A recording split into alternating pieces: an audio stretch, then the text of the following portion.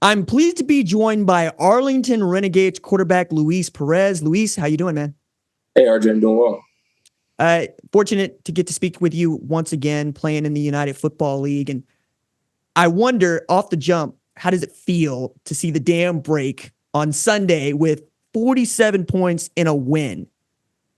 Yeah, no, it was good. It was good to get the monkey off our back. Kind of been a weird year, just kind of not being able to finish one way or another every game. We've been in every game. So it's kind of one of those things where, we got the win and we got to just keep building off of it.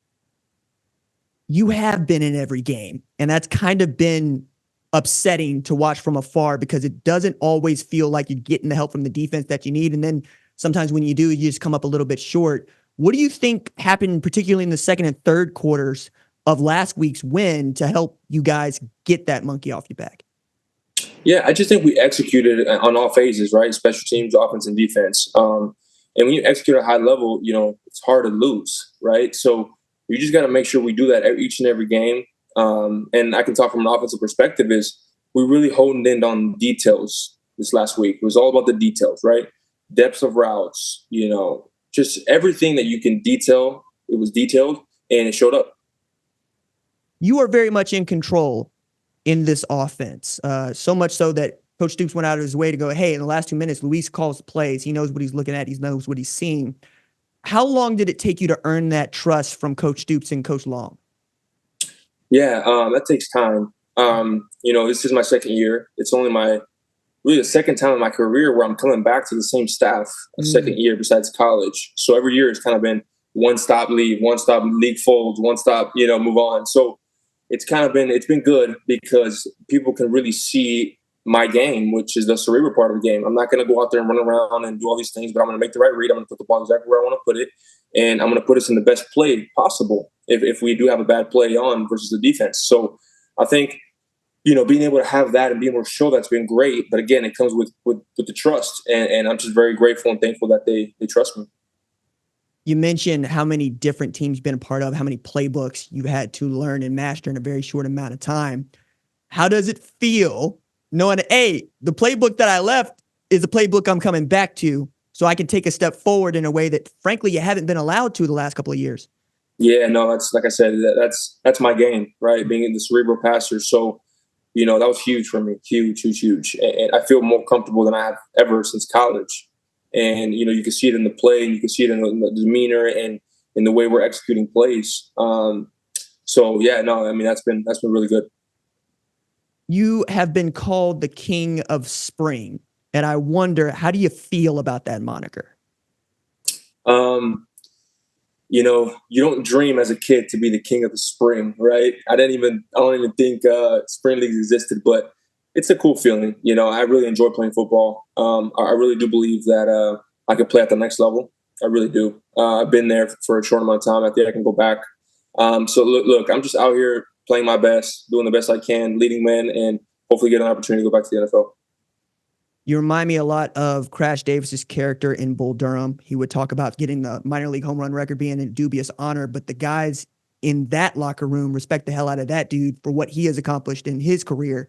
I wonder how much of that translates to you, because I got to believe at this time there are coaches and players that are going, hey, look, if Luis says this is what it's going to be like, this is what it's going to be like. Just look at his experience. Are you that guy in the locker room? Yeah, when you're 29 years old and you played in 6 different spring leagues, and you've done well in all of them, you played in the NFL, naturally guys kind of gravitate towards me and ask questions. And again, we, as a leader, when you're confident when you speak and it makes sense and you break down everything you're trying to do, and you make them understand it, right? That's when you build trust with your teammates, right? And then you go out there and obviously you got to go execute it, right? So when they start seeing that what I'm saying is working, naturally you just start building that trust to where now it's like, hey, they have my back and I have their back, and we're able to, be successful in offense. You have played in the American Alliance of Football. You played in the Spring League. You played in the USFL. You played in the XFL. You played the UFL. I'm curious from your perspective, what do you think the talent is like in this league? Yeah, I think the biggest thing, this is kind of, I get this question asked a lot. It's kind of a weird thing for me, right? Because I'm getting better every single year, right? So sometimes I feel like, man, it's the same. Mm. Or is it that I'm getting better?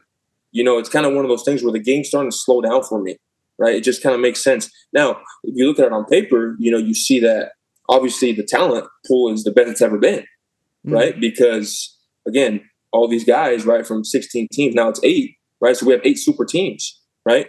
And you can see it, right? The ball, people are flying the ball, people are making great plays on offense. I mean, it's been good ball, right? And for me, it's been good because, to me, the talent level is higher, but I'm executing even at a higher level as well. So it's kind of rewarding to see that I'm also getting better, even though the competition is also getting better. You've also remained healthy. Like, I was counting it up over the weekend because it became stark to me that there have been 20 quarterbacks who have played meaningful snaps in the UFL this year. And everybody save the Renegades and the Defenders and the Battlehawks have more or less come out with a different starter at one point or another. How do you stay healthy and stay in form playing in this league? Yeah, that's a great question. So I think for me, it's the type of player I am, right? Mm-hmm. I'm not going to run around. I'm not going to try to juke people, hurdle people. I'm not going to try to run over. You know what I mean? I'm a cerebral passer. I'm going to get the ball out in 2.5 seconds because I know where I'm going with the football, and I'm going to get it out there. I don't take many hits. I don't take many sacks because I know where to go with the football. And I think now it's been different, right? The NFL is starting to morph a little differently. You don't see these cerebral passers as much anymore. You see guys more running around and all that. But see, in my opinion, I don't know if that is going to last in the long term because, again, injuries, man. These guys you got defensive ends running 4.3. You have these guys that are just freaks of athletes, right? And as a quarterback, especially like my body type and the way I play, I'm not built to take those hits over and over and over. So you got to know how to preserve your body. You got to know how to take care of it off the field, but also on the field where, again, you got to get the ball out in 2.5 seconds. You got to know where to go with the ball. You can't be holding there like, oh, what coverage are they in? Oh, boom, you're getting hit, right? So you got to know where to go with the ball in every play. And I feel like that's something that I really harp on and I try to just do all the time. So you're going to process it and you're going to get it out. Yeah. You're not going to necessarily make a play on the outside. And that really is what I see offensive coordinators want because that guy makes them look good, right? That guy makes them right. So I'm going to ask you, knowing that your skill set is to get the ball out quickly and to process the defense even quicker, how do you help Coach Long be right, even when you might think he's wrong? Yeah, I think, the trust that he has in me is awesome because, he can't call a play that's good versus every defense, every play, right? It's just not possible. That doesn't happen, right? So the trust he gives me to check plays at the line of scrimmage, that's the way that I can help him be right? Different than somebody that can maybe run around and, rush for 8 yards, right? I'll get us in the right play and I'll get us 8 yards, right? Or more. So I think it's just 2 different ways to do it, right? There's a million ways to skin a cat, right? It's how productive you are. And again, my game is cerebral where I can go out there and check plays and see what the defense is doing. Speaking to the talent of this league, last year you were able to lead this team to a championship with a losing record in the regular season. Doesn't look like a losing record is going to make the playoffs this season. Knowing that you got 3 games left, how are you preparing for those games and what are you hoping to show? Yeah, I think, the locker room is pretty good right now. If you look at our locker room and you just go and you just watch us, you wouldn't think we're out of the playoffs because everybody's really motivated. Everybody understands how important these games are, not only for just the Renegades, but for each individual person in that locker room. And, we all have dreams and aspirations, right, to go out there and go back to the NFL. So, I mean, they know that this is very meaningful. I know we're not going to make the playoffs anymore, but again, we can go 4-6 and we can shock the world and be 4-6 and be the best 4-6 team that there's ever been, right? We go out there, we win this week. We beat the Battlehawks and we beat DC. People are like, oh, man, damn, we shouldn't have left these guys out, right? So let's make them feel that way. And that's kind of been the message is like, hey, we're starting to peak at the right time. Yes, we're not in the playoffs, but let's go out there and spoil some guys and go out there and execute. What kind of coach is Coach Stoops? Man, he's phenomenal. He's phenomenal. He's loyal. He's caring. He's compassionate. He understands players really, really well. He reads the room well. And obviously he's a coach, right? I mean, when you have 200 wins as a head coach, I mean, that speaks for itself, and he's been great. It's been awesome working for him the last 2 years. And I mean, shoot, hopefully he's around here for a while because, guys really love him and really, can learn from him. And at this point, everybody's career, right? It's about learning, right? So again, I'm very grateful to be with him here, and hopefully he's around for a while. You taking bowling yet? It's been a while. Okay. Okay. For those of y'all that don't know, Luis is a dead eye, right? 300 is not just breathing for him. And the rest of us, we do it one time. We're very excited about it. What are you up to now? Is it 14? 12. I got 12 perfect games. Yeah.